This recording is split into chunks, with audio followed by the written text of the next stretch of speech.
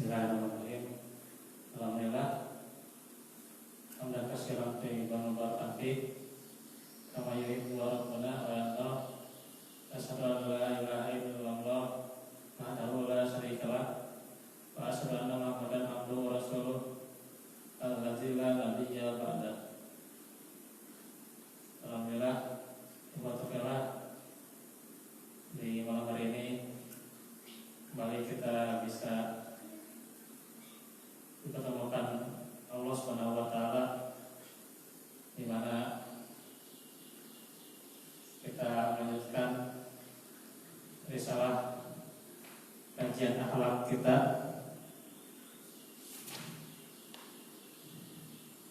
di pembahasan keutamaan akhlak yang mulia. Sudah dibahas 5 hadis, di mana yang pertama menjelaskan bahwasanya akhlak itu mempunyai timbangan amal yang lebih berat, ya, yang tidak ada yang melebihinya.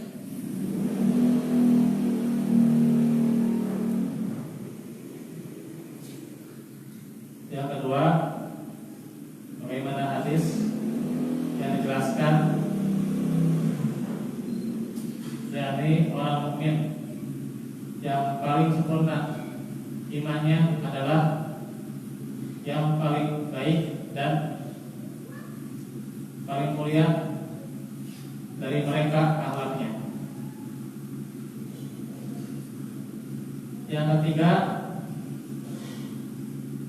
yaitu urusan yang bisa memasukkan seseorang ke surga, yaitu takwa kepada Allah dan berakhlak yang baik.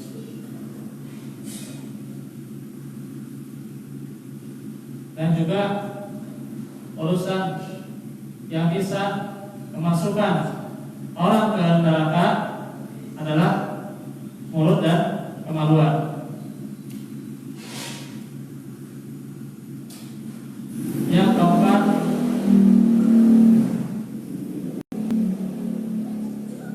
yakni orang yang dicintai oleh Rasulullah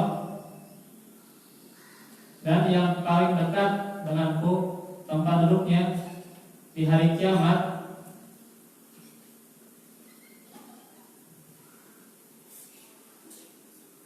yaitu adalah orang yang paling baik akhlaknya di antara kalian. Yang kelima, yaitu jaminan Nabi kita Sallallahu Alaihi Wasallam bahwasanya adanya surga di tepiannya itu bagi orang yang meninggalkan perdebatan meskipun dia dalam keadaan benar.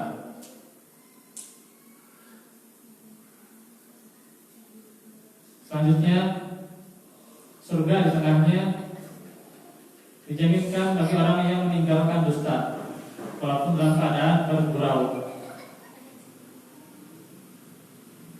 Dan jaminan rumah di surga yang paling tinggi bagi orang yang berakhlak baik. Itulah hadis yang telah kita pelajari. Ada 3 hadis lagi yang menjelaskan keutamaan akhlak baik. Selanjutnya dikatakan Nabi Sallallahu Alaihi Wasallam sabda, innahu la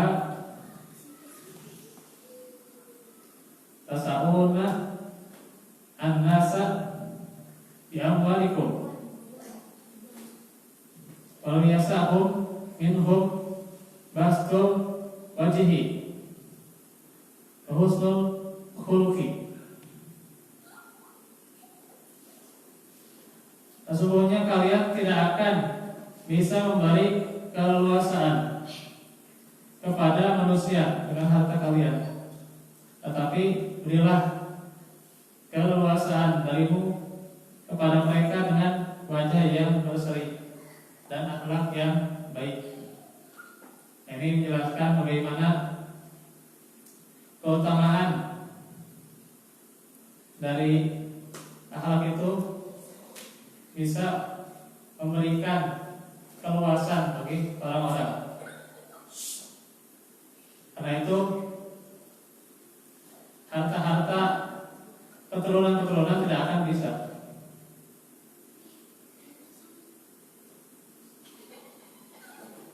Dijelaskan bahwasanya di suatu saat nanti la yanfa'u malun wala banun, tidak akan berguna, yaitu harta-harta kalian dan keturunan kalian. Jadi dengan keturunan atau dengan harta di akhirat itu tidak ada gunanya. Karena itu justru kita itu akan nafsi-nafsi di hari kiamat nanti. Jadi tidak akan bisa menolong satu sama lain.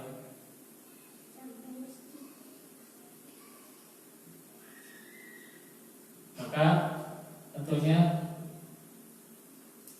bagaimana harta, apalagi kedudukan dan juga sejenisnya tidak akan berguna.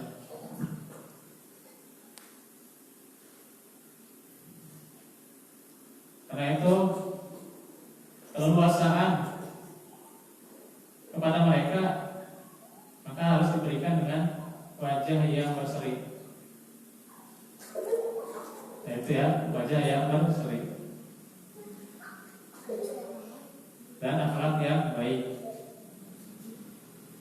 Ini hadis riwayat Al-Hakim Abu Ya'la dari Abu Hurairah dalam Majmu' Az-Zawaid wa Manba' Al-Fawaid. Hanya saja pada sanad keduanya terdapat Abdullah bin Sa'id bin Abi Sa'id Kaisan al-Maqburi. Kata Ibnu Hajar dijelaskan bahwa itu adalah kedudukannya matruk ya, atau matruk itu hadisnya di belakang gitu ya.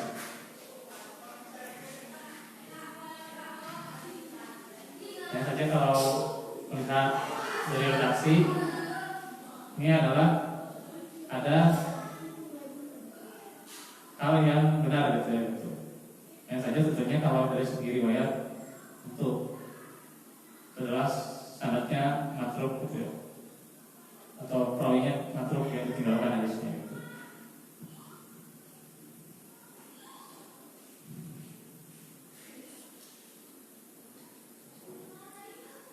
Nah ini tentunya kita mengambil pelajaran bagaimana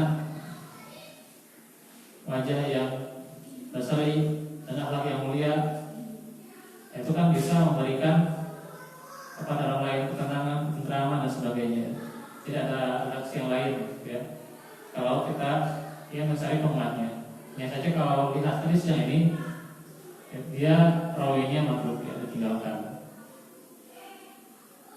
Karena itu Imam Ahmad, Amr bin Ali Al-Bukhari, Ad-Darqutni pula mengatakan sama ya, bahwasanya rawinya itu matruk ya.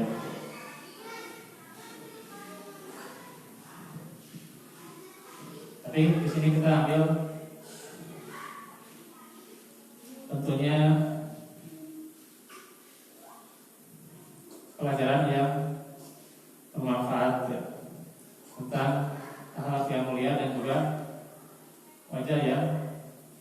syar'i. Kemudian yang ketujuh, di antaranya doa Nabi Sallallahu Alaihi Wasallam. Wa dini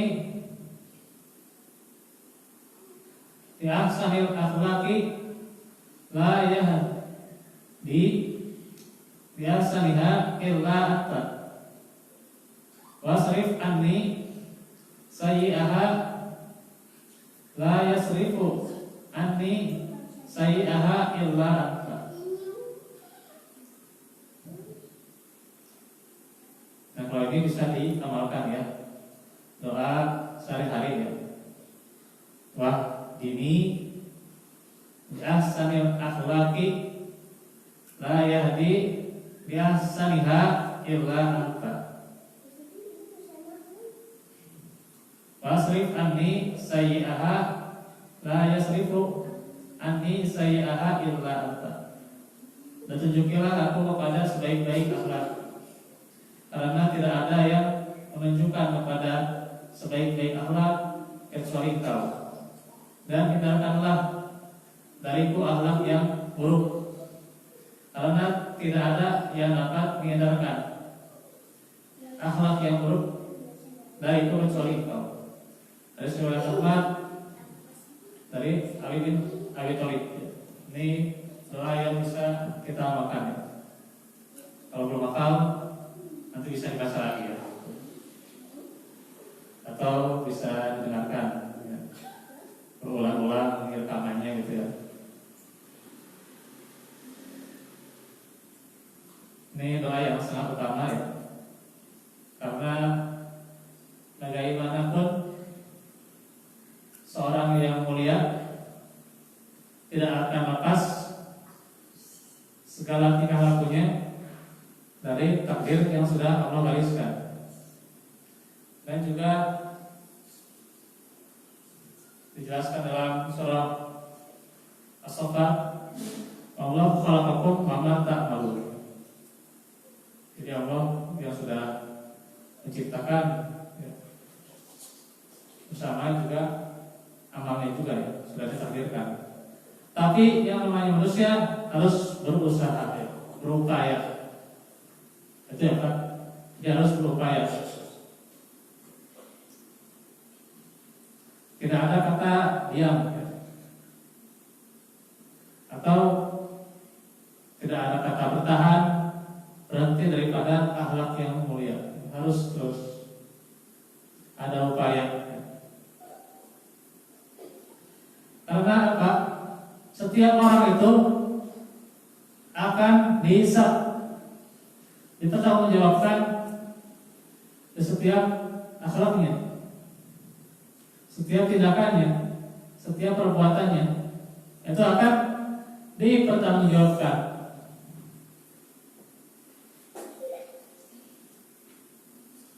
Maka Allah Ta'ala berfirman kepada kita tentang beliau,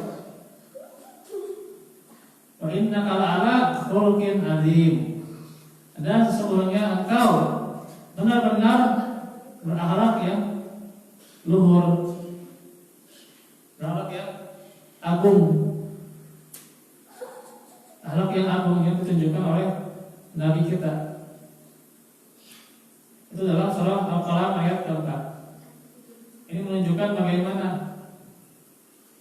kemuliaan seseorang itu tidak lepas daripada takdirnya. Hanya saja kita tentunya harus mencari wasilah-wasilah. Di antaranya juga dengan menuntut ilmu ya. Dengan menuntut ilmu ya gitu. Jadi nggak cukup dengan yang penting baca-baca gitu. Tahu adab-adab sopan santun, tahu tentang kebaikan. Tapi ya kalau kebaikannya tidak sesuai dengan syarak ya, bukan hanya itu menjadi pahala gitu. Justru malah jadi baik di mata orang saja gitu. Sehingga ya di kala zahirnya lahirnya kelihatan baik, tapi pahalanya ya itu biasa-biasa aja karena ya sudah tradisi gitu ya. Ya walaupun tentunya berbuat baik sesuai dengan tradisinya itu juga merupakan kebaikan ya gitu.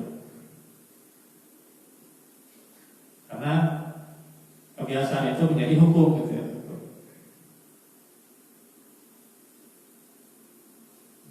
Hanya saja itu pun kalau sesuai dengan syariat gitu ya. Gitu. Nah setiap kebiasaan gitu ya. Gitu.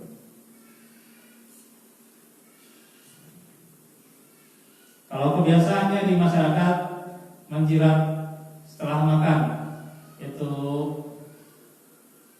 adalah hal yang asing gitu ya gitu. Jadi kalau menjilat ya seakan-akan gak sopan gitu ya, gak baik dan sebagainya gitu ya, gak modern dan sebagainya itu ya itu kalau dia ada tradisi seperti itu ya justru bukan kebaikan juga gitu ya, bukan kebaikan juga. Justru kan itu yang disunahkan kan menjilat jari jemarinya kan setelah makan. Ya, cuma kan di kita ya tradisi kayaknya kan ya yang seperti itu dianggap asing gitu kan gitu. Atau ya akan dicela kalau seandainya ya akan dicela bagaimana gitu. Akan dicela itu menjadi bahan. Padahal itu memang diperintahkan, dicontohkan, dicontohkan. Ya padahal ada contohnya juga gitu kan. Menjilat jari jemari. Jangan sampai menjadikan makanan terus harus makan halus. Iya. Bahkan kalau kita lihat di kebiasaan orang Sumatera itu sampai si jarinya itu dikobokin, ya air koboknya diminum gitu. Diminum itu gelasnya.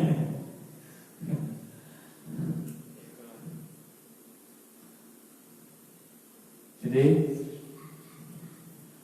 inilah bagaimana tradisi yang mana dulu ya yang sesuai syarat gitu ya. Maka itulah yang harus diamalkan gitu. Nah, kembali lagi itu bagaimana akhlak itu sesuai dengan apa yang Allah syariatkan gitu ya. Jadi harus berupaya dengan akhlak yang mulia. Dan juga Allah yang menghindari akhlak yang jelek gitu ya. Kemudaratan, keburukan orang gitu ya. Allah yang menghindarinya dari mereka gitu. Karena itu di beberapa doa kita atau di beberapa doa yang disunahkan itu diantaranya adalah agar meminta tidak atas keburukan ya dari apapun gitu ya, dari perkataan orang, dari perbuatan orang gitu ya, atau dari ancaman orang dan sebagainya gitu ya. Nah itulah kalau kita lihat pribadi Nabi gitu ya, Nabi itu dicintai kawan dan lawannya. Jadi kawan dan lawan mencintai Nabi gitu. Sehingga kan kalau tentunya bagaimana akhlak yang mulia itu akan membawa kepada dirinya kemanfaatan dan juga pada orang lain gitu. Secara umum. Maka tentunya kejelekan, kemudaratan itu jangan ya, didapatkan pada seseorang yang akhlaknya mulia gitu ya. Nah ini kan kalau kita lihat Nabi itu ya dikatakan juga dalam beberapa sumber atau rujukan ya, bahwa beliau itu jarang sakit gitu, Pak. Beliau itu jarang sakit.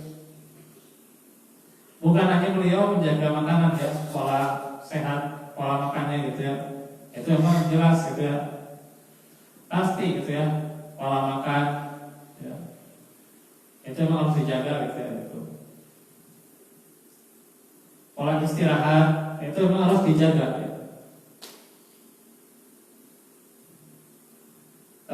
juga pola-pola kebaikan yang harus senantiasa terus ditanamkan kepada dirinya. Nah, ini pola-pola kebaikan. Jadi kalau orang ngebahas, ya kenapa dia sehat lagi? Ya, dan dia mah terus menjaga makanan sehat, dia olahraga, terus juga dia senantiasa istirahat dengan baik gitu. Tapi kalau misalnya Allah menakdirkan untuk dia ya sakit juga gitu. Sehingga intinya mah bukan hanya kepada lahiriahnya ya, tapi bagaimana intinya seseorang itu menjaga perbuatan baik kepada orang lain gitu. Dengan meningkatkan ibadah dan juga perbuatan baik kepada orang lain, maka niscaya bukan hanya kesehatan, ya, keuangan pun akan dia dapatkan, gitu. Minimalnya hatinya, gitu ya. Kalau ya keuangan hartanya nggak ada ya hatinya, gitu ya. Gitu. Itu minimalnya. Diberi keuangan hati yang terang, itu adalah nikmat. Jadi bukan hanya punya pekerjaan atau punya harta yang nikmat, tapi bagaimana hati ini gitu, yang terus terang, damai dalam beribadah kepada Allah dan berbuat baik kepada orang lain. Itu adalah kenikmatan yang tiada tara gitu ya. Dibandingkan dengan harta ya yang suatu saat diambil orang ya. Ya kita kadang-kadang nggak ngarep gitu ya, tidak berharap ya kita itu hartanya diambil orang, tapi suatu saat bisa aja gitu ya, gitu. Entah itu tertipu lah gitu ya, entah itu mau beli sesuatu gitu ya, tapi nggak jadi, tapi akhirnya si uangnya itu nggak bisa dikembalikan lagi gitu ya. Entah itu juga melalui wasilah yang lain kehilangan gitu ya. Kadang-kadang kan ada saja gitu ya. Itu padahal kita nggak ngarep gitu ya, gitu. Suatu hari bakal kehilangan ini, kehilangan itu, enggak ya, bergolong ya. Ya akan ada orang yang ngarep-ngarep gitu ya, kehilangan sesuatu ya gitu. Tapi ya pasti ada saja gitu ya, gitu. Karena itu inilah yang mesti kita sadari, bahwa yang kekal itu bagaimana kenikmatan yang Allah berikan kepada kita dari batin kita. Itu yang paling tidak akan hilang buat kita ya, selama-lamanya gitu. Selama-lamanya akan ada pada diri kita ya, sampai kita mati gitu ya. Bahkan nanti di hari kiamat yang saat itu kita bingung, maka Allah memberikan kepada kita ketenangan saat itu pula gitu. Allah memberikan kepada kita naungan, itulah yang abadi gitu. Kalau kita hanya terlalu dan kita prioritaskan kepada dunia, ya itu akan hilang. Raga kita, ya kita akan hancur pada kita ya, suatu saat nanti. Kepitaan kita ya akan lupa suatu saat nanti ya, akan hilang suatu saat nanti kedatangan kita. Atau mau menyandarkan apa lagi kalau hanya kepada ya lahiriahnya saja. Nah, inilah ya penting bagaimana batin niat kita yang selalu tergerak, batin kita untuk menggerakkan kita dalam beramal saleh. Itulah yang pasti sangat utama ya, dan tidak ada bandingannya. Dan yang ke-8 juga di keadaan lain Rasulullah bersabda ya, yaitu juga dengan diantaranya perintah beliau ya, agar kita senantiasa berdoa ketika bersermin ya. Berdoa ketika bersermin ya. Nah, ini mungkin yang sering kita lupakan doanya ya gitu. Ya, kita malah di cermin aja gitu ya. Terus jadi kebanyakan selfie sekarang apa foto-fotoan gitu ya di cermin gitu ya. Sekarang kebanyakan selfie gitu ya. Orang-orang doa selfie bapak. Bismillah ya. Jarang saya lihat orang yang selfie Bismillah gitu ya. Apalagi salah perempuan ya gitu. Gitu. Jadi ini doa ya ketika bersermin. Pasti kita tahu ya, kita ingat. Allahumma hasan taqi fa'asin khulqi. Ya Allah, sebagaimana Engkau telah baguskan penciptaanku ya, maka baguskanlah akhlakku. Hadis riwayat Ahmad dari Aisyah Ummul Mukminin radhiyallahu anha. Ya, hadisnya sahih. Allahumma asal taqi fa'asin khuluqi. Ya, ada sebagai kayak kama ya. Allah.